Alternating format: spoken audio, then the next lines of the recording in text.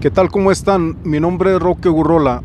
Hoy les voy a hablar acerca de las causas que originaron la Revolución Mexicana.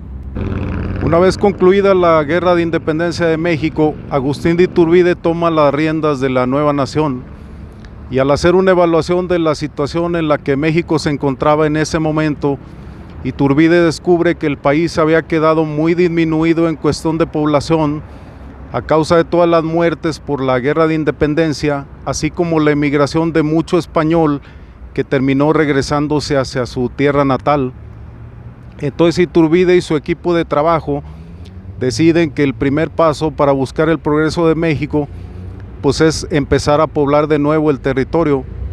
Y en ese año de 1824 se promulga la Ley de Colonización, por medio de la cual el gobierno de México invita a todo aquel extranjero que quiera venir a vivir a nuestro país, lo pueda hacer libremente, prometiéndole la legalización para que adquieran los derechos y obligaciones de los mexicanos, así como la expedición de títulos de propiedad para los terrenos que adquieran. Y así se empieza a poblar de nuevo nuestro territorio, comenzando por la parte norte, donde mucho estadounidense entró a habitar los terrenos de Texas, Arizona, Nuevo México y pues toda esa franja que en ese tiempo pues le pertenecía a nuestro país. Más adelante, en los tiempos de Benito Juárez, el gobierno de México, con la intención de buscar el progreso en nuestro país, hizo un análisis de todo el territorio y descubrió que existía mucho terreno improductivo, el cual carecía de propietarios legales. O sea que sí tenían dueños los terrenos, pero como fueron heredados de generación en generación, pues sus familiares nunca se preocuparon por establecer, por arreglar sus títulos de propiedad. En otras ocasiones sí tenían dichos títulos, pero ya estaban caducos. Entonces el gobierno en turno decidió llamar a todo ese tipo de propiedades como baldías, y en este rubro también incluyó a los territorios de los indios que permanecían sin colonización. Y se le hizo una modificación a la ley de colonización para convertirla en ley de colonización y del linde de terrenos baldíos. Con este cambio en la ley, el gobierno permitía que todo aquel extranjero o mexicano con un alto poder adquisitivo pudiera pelear tierras baldías a los campesinos, y si las ganaba, pues hacer la medición y el levantamiento de los linderos. Sin embargo, esta etapa de la ley no tuvo mucho éxito, debido a que, por ejemplo, para los extranjeros pues resultaba muy costoso el hecho de venir a México, desarrollar el pleito legal contra los campesinos y posteriormente hacer la medición y el levantamiento de los linderos. Unos años más tarde, Porfirio Díaz llega a la presidencia de la República y comienza la etapa en la historia que todos conocemos como el Porfiriato. Los planes que el general Porfirio tenía para sacar a México del atraso económico era atraer la inversión extranjera, pero para lograrlo necesitaba crear un ambiente atractivo en el país para los inversionistas. Entonces el general y su equipo de trabajo deciden que el primer paso para lograrlo pues es establecer el orden en el territorio mexicano, debido a que en ese tiempo pues existían muchas gavillas de bandoleros que asaltaban los diferentes caminos que conectaban a las distintas ciudades de México. Por cierto, a la llegada de Porfirio Díaz, nada más teníamos 8 ciudades y al término de su gestión, pues ya rebasábamos las 20 ciudades en territorio mexicano. Entonces el gobierno reforzó la policía rural y de esa manera combatió y capturó a todos los líderes de dichas gavillas, y por fin la paz llegó al territorio mexicano. Posteriormente se modificaron los impuestos, tanto aduanales como locales, de tal manera que las empresas extranjeras pagaran menos contribuciones de lo que lo estaban haciendo. Y una vez preparado el terreno, un hombre del gabinete de Porfirio Díaz viajó a los Estados Unidos para entrevistarse con empresarios norteamericanos y para invitarlos a que conocieran México y a que se dieran cuenta de la gran oportunidad que nuestro país les ofrecía para el crecimiento de sus empresas. Y así sucedió. Varios de esos empresarios viajaron a México, pudieron ver que los caminos eran seguros para el tránsito de las mercancías y que el país les ofrecía buenos impuestos para el crecimiento de sus ganancias.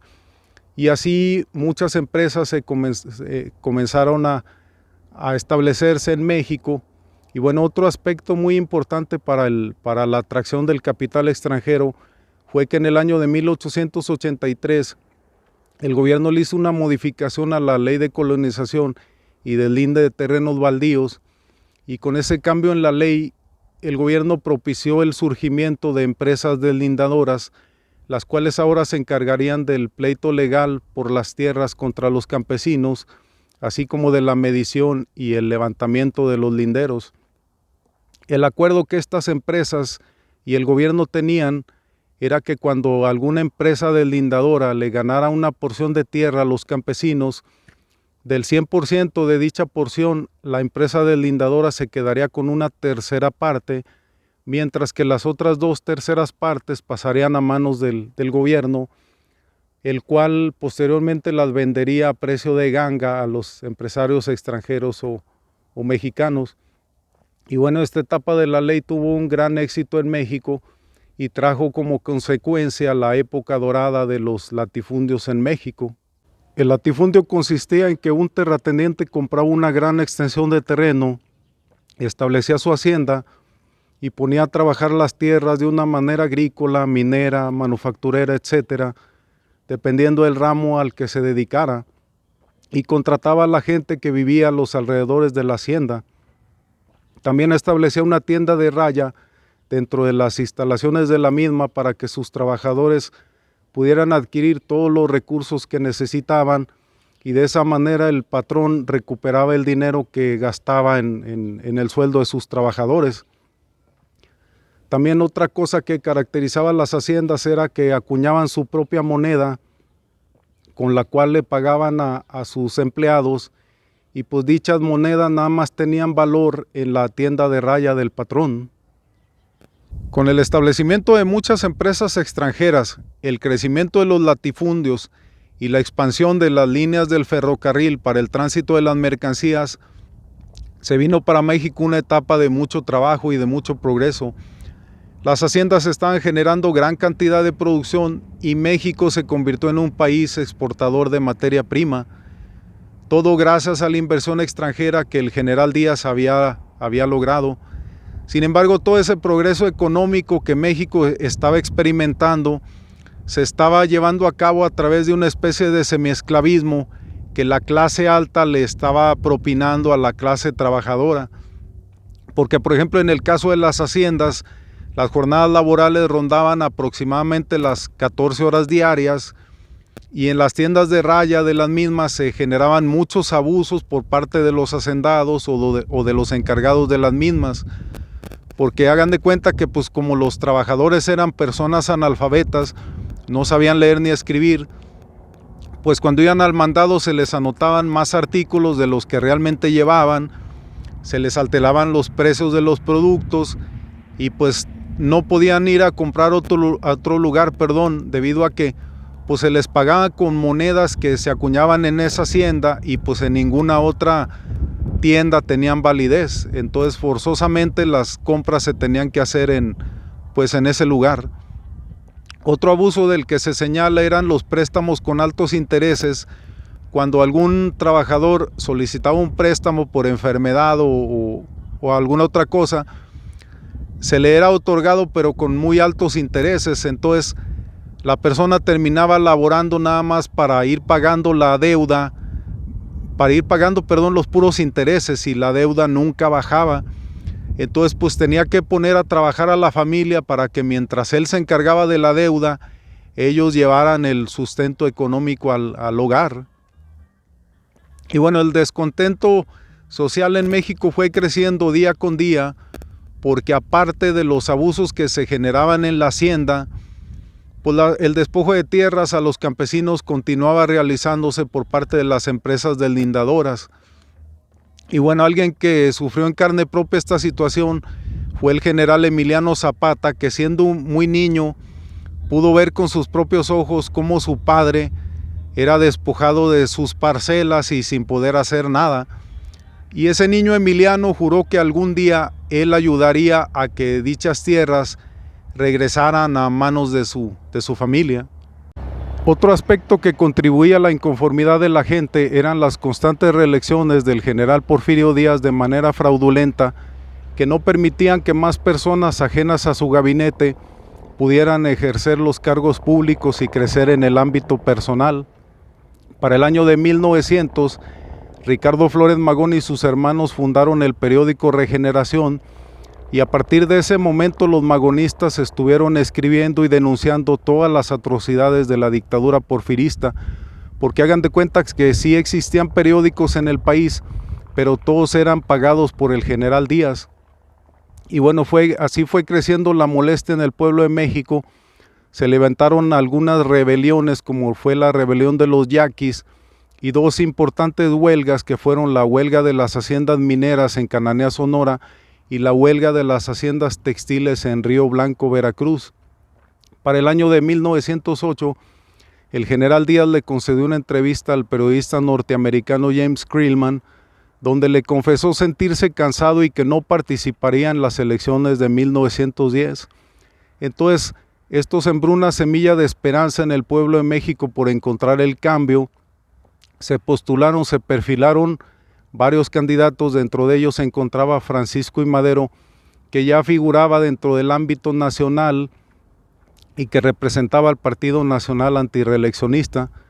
Sin embargo, Díaz cambió de opinión y volvió a lanzarse para la reelección. Entonces Madero decidió que tenía que hacer algo, porque lo más seguro es que Díaz les volvería a ganar la elección. Y bueno, Madero empezó a viajar por toda la República y empezó a darle forma a una gran conspiración en México. Empezó a hacer alianzas con muchas personas y a convencerlos de que si Díaz ganaba, pues iba a ser necesario un levantamiento armado. Antes de la elección, Francisco I. Madero es puesto prisionero por el gobierno y es enviado a una cárcel en San Luis Potosí. Se llega el día de las elecciones y pues como era de esperarse, el general Díaz a base de trampas logra ganar la elección. Más adelante Madero es liberado con la promesa de que permaneciera en la ciudad. Sin embargo, Francisco I. Madero logra escapar hacia San Antonio, Texas, y en esa ciudad, el 5 de octubre, proclama el Plan de San Luis, que era un documento que Madero había escrito durante el tiempo que estuvo en prisión. Y bueno, dicho documento declaraba nulas las elecciones, desconocía a Porfirio Díaz como el presidente de México, nombraba a Madero como un presidente interino mientras se llevaban a cabo nuevas elecciones, y invitaba al pueblo de México a levantarse en armas el 20 de noviembre a las 6 de la tarde. Entonces empezó a distribuir copia de dicho documento por todo el país. Y bueno, en esta etapa de la gente que más ayudó a Francisco I. Madero fueron Aquiles Cerdán, Carmen Cerdán y sus hermanos, que ayudaron en la distribución de la copia del Plan de San Luis, y aparte estuvieron recopilando armas para el día del levantamiento armado. Entonces Madero regresó a su tierra natal, que era Coahuila, y el 20 de noviembre, desde la ciudad de Piedras Negras, Francisco I. Madero inicia oficialmente el movimiento que hoy conocemos como la Revolución Mexicana de 1910. Para el 21 de mayo de 1911, Porfirio Díaz y Francisco I. Madero se reunieron en Ciudad Juárez para firmar los tratados de Juárez, por medio de los cuales Porfirio Díaz renunciaba a la presidencia de la República y le cedía su lugar a Francisco I. Madero, y por fin se daba la tan ansiada sucesión presidencial en México. Y bueno, el periodo del porfiriato tiene su lugar en la historia como una etapa de gran crecimiento económico y muchos logros. Sin duda el mayor de ellos fue la expansión de las líneas del ferrocarril por toda la República, pero también se tuvieron otros de gran importancia, como la introducción del teléfono, el telégrafo, la luz eléctrica, el drenaje y muchos otros más. Sin embargo, solo un porcentaje mínimo de la población era la que pudo gozar de dichos beneficios. Y bueno, también lamentablemente la etapa de Díaz al frente del país dejó huella en la memoria mexicana por la tiranía a la que fue sometida la clase trabajadora. Y bueno, un ejemplo de ello fue la investigación que realizó el escritor norteamericano John Kenneth Turner, que en el año de 1907 viajó a México y haciéndose pasar por un rico latifundista norteamericano que deseaba invertir su dinero en México. Entonces, de esa manera Turner pudo visitar muchas haciendas de nuestro país y a escondidas platicaba con los empleados de dichas haciendas. Y bueno, en base a lo que pudo ver y escuchar, Turner escribió un libro denominado México Bárbaro, donde señala la forma de vida tan difícil que era en ese tiempo para la clase trabajadora. Y bueno, él nos muestra dos lugares en particular donde se vivían las peores situaciones, las peores condiciones laborales y de semiesclavismo, que fueron las haciendas de Henequen en Yucatán y las haciendas tabacaleras del Valle de la Muerte en Oaxaca. Y bueno, pues esa es parte de la historia del tiempo de Porfirio Díaz. Y bueno, pues un saludo para la gente que esté viendo el video.